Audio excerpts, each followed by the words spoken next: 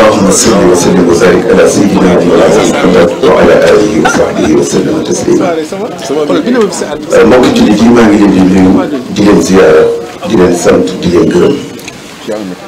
di jiital ci nuyu bi imaam yi fi teew yëpp kuréelu Ansar Jikko Yi mbokk yi jullit yi citoyen yi maa ngi jéggalu nag ci yéex bi yegg si ndax damaa jóge fu sore pour mën a teewee jotaay bi ndax solo gi mu am comme ni ko ñëpp waxee rek lii dafa di mbégte ci képp koo xamee ni yàlla may na la nga am jot gi ak tal gi teewee ko bokk ci ndax ab jullit bis bu nekk dañ koy nattu ab citoyen bis bu nekk dañ koy nattu par rapport ak réewam doomu aadama bis bu nekk dañ koy nattu par rapport ak dundam loolu lépp ay responsabilité yoo xamee ni doomu aadama daf ko war a nangu assumer ba pare am courage yu assumer ko lii nag man ak samay moroomu député yi ñoo ko bokk ci kaw taxaw ànd ak sénégalais yi mboole seen pour que ñu mën a sàmm suñuy jukko ci kaw sàmm bu ñuy sàmm suñu réew ak ni ñuy dundee ci biir réew mi député Mamadou Diallo député Alioune Souaré député Cheikh Bamba Dièye député Moustapha Mbaba Guirassy député Mame Diarra Fam député Cheikh Abdou Mbacké député député Sokhna Astou Mbacké député Rokhaya Diouf député Aminata Diaw député Mamadou Diop ak député Abdoulaye Wilane te jàpp naa ni lii dafa di ñi feeñ mais ñu bare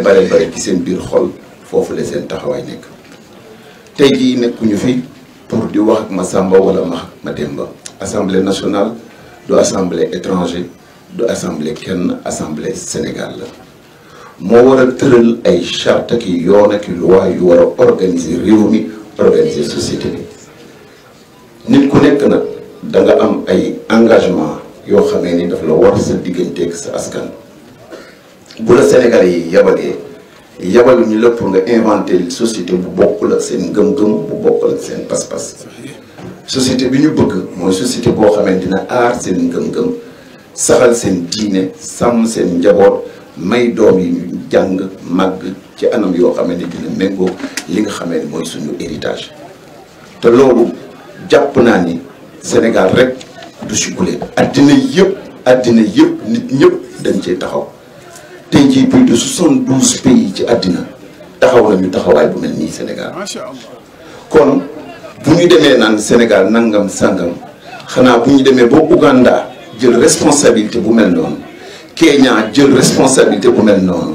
Tanzanie jël responsabilité bu mel noonu Ghana jël responsabilité bu mel noonu Sénégal ak li ñu fiy woote ci ngëm-ngëm ak pas-pas ak bëgg jàmm ak may suñuy doom màgg ci anam yoo xam ne méngoog nag li ñu gëm je pense que ni war ñoo des gannaaw suñu responsabilité la et interpellation bi mooy dañoo war a xam ni waaw ñun suñu allégeance ci kan la jëm suñu allégeance dafa war a jëm ci Sénégal dafa war a jëm ci suñu ngëm-ngëm dafa war a jëm ci doomu Sénégal yi wala suñu allégeance dafa war a jëm ci jàmbur ba nekk ci réewam di def la ka neex ci réewam wala suñu allégeance dafa war a jëm ci ñoo xamee ni seen pas-pas bu sottee ngëm-ngëm dootul am ci réew mi c'est des questions de foi c'est des questions de responsabilité c'est des questions de liberté. Il n'est pas question d'inventer une société pour des Français, encore moins pour des Américains. Il s'agit pour des Sénégalais d'inventer la société qui est la plus conforme à leurs convictions religieuses, à la morale sociale de tous les jours, cette morale qui a été à la base de la construction du commun vouloir vivre ensemble, dans lequel les 100% des Sénégalais s'identifient. Un responsable et un député ne peut se justifier par rapport à l'étranger. Il doit sa place et ses responsabilités en priorité par rapport à ses mandants. Et nos mandants, c'est des Sénégalais. Nos mandants, c'est 95% de musulmans, c'est 5% de plus de croyants, c'est des chrétiens. Lorsque le pape est vilipendé pour ses positions religieuses, qui sont conformes aux nôtres. Lorsque les religions monothéistes de partout dans le monde revendiquent leur place, parce que notre liberté, c'est notre droit de vivre conformément à notre conviction sur la terre qui est la nôtre. Nous n'inventons rien pour les autres. Nous n'avons aucune ambition pour les autres. Mais quand même, de grâce, qu'on nous laisse la liberté d'inventer la société que nous voulons pour nos enfants et pour les sociétés sénégalaises. Parce que c'est ça aussi notre responsabilité. Et la question de fond, c'est qu'on doit poser à tout le monde et à tous les Sénégalais à qui va leur allégeance. Notre allégeance doit aller en priorité aux Sénégalais, en priorité à nos convictions religieuses, en priorité à notre comment vouloir vivre ensemble à la société que nous voulons. Il ne saurait y être ici d'allégeance vis-à-vis de l'étranger, vis-à-vis de qui que ce soit qui n'est pas conforme avec nos convictions. Nous avons, depuis les indépendances, et même si on regarde plus loin, depuis les lobes de l'esclavage, été sous perfusion.